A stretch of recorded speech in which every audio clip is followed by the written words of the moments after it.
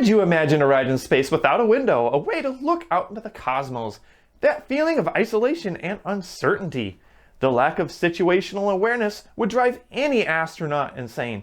So why did the original Mercury capsule have no window? And what did the Mercury 7 astronauts do about it? The answer to this question will come soon enough, and the wrap-up of the Mercury Madness series on the next Vintage Retrospect.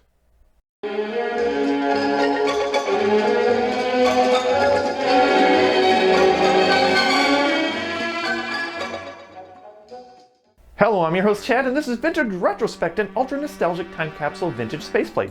If you've seen the movie The Right Stuff, you probably remember the scene where the Mercury 7 was presented with the capsule that they were going to test out and put the first American to space.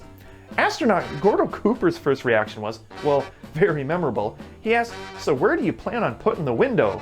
Gus Grissom and John Glenn then proceeded to ask about getting a hatch with explosive bolts and a few other requests that a human pilot should have.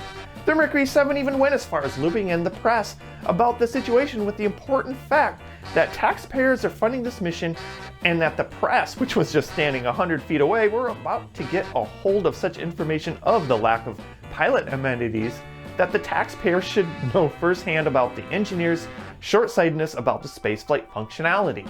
Now we need to understand a few things first. The Mercury 7 capsule was engineered by McDonnell Aircraft before they merged with Douglas.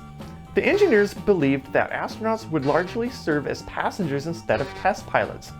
The spacecraft was considered a capsule and the pilot was referred to the specimen, or spaceman for a lack of a better term. This was not received well by John Glenn or the other Mercury 7 astronauts, as their role in the mission was as active participants in a symbolic spaceflight operation. They also argued that a window would be required for situational awareness, psychological well-being, and in case of an emergency. A visual aid to provide input controls to navigate and guide the craft in space was stressed, since they are pilots and not passengers.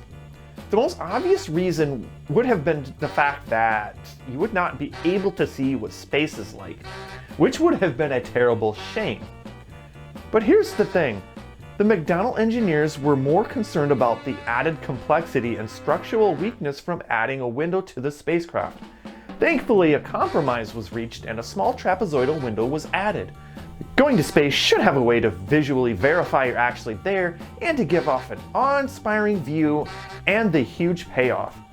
This would set a precedent for future space exploration and future craft design and engineering.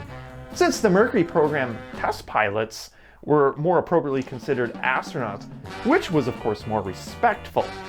The Mercury 7 has taught us a lot about human spaceflight and helped take us on this Mercury Madness journey together here on Vintage Retrospect.